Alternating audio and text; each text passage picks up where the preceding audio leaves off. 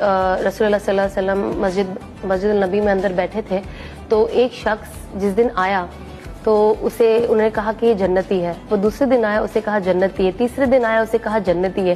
تو وہاں پہ صحاباز بھی تھے تو انہوں نے کہا کہ رسول اللہ صلی اللہ علیہ وسلم نے کبھی کسی کو نہیں کہا اس انسان کو 3 بار. تو ایک جو شخص تھے وہ سوچے میں ان کے ساتھ نہ جا کے رہتا ہوں اور میں دیکھتا ہوں کہ یہ ایسا کیا عمل کر رہے کہ نبی پاک صلی اللہ علیہ وسلم یہ کہہ رہے کہ یہ جنتی ہے. تو وہ گئے اور انہوں نے ان سے کہا کہ کیا میں آپ کے ساتھ رہ سکتا ہوں، وہ زمانہ بھی الگ تھا. تو انہوں نے کہا ٹھیک ہے. اب وہ دیکھے کہ نارمل جو 5 وقت کی نماز ہے وہی پڑھ رہے، تو انہوں نے سوچا شاید یہ انسان پوری رات عبادت کرتا ہوگا، تہجد پڑھتا ہوگا اور پوری رات سجدے میں رہتا ہوگا. اب وہ رات میں نا چادر اوڑھ کے سو گئے، چادر ہٹا کے اس شخص کو دیکھے کہ کیا پڑھ رہا ہے، کچھ نہیں، سو گئے. اٹھے فجر پڑھے نارمل، اور ایسا سلسلہ 3 دن تک چلتا رہا.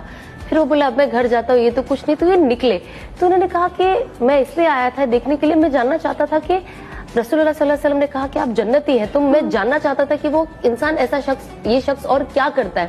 تو انہوں نے بولا بس میں یہ عبادت کرتا ہوں، چلے جانے لگے. تو انہوں نے ان کو آواز دیا اور انہوں نے کہا کہ ہاں ایک اور چیز میں کرتا ہوں. تو انہوں نے کہا کیا؟ تو انہوں نے کہا جب میں سوتا ہوں تو میں ہر کسی کو معاف کر کے سوتا ہوں. اس کا میسج یہ ہے کہ جب انسان اپنا دل صاف کر کے سوتا ہے، معافی مانگتا ہے اور لوگوں کو معاف کرتا ہے، تو اللہ سبحانہ و تعالیٰ اس کے لیے جنت لکھ دیتے. تو یہ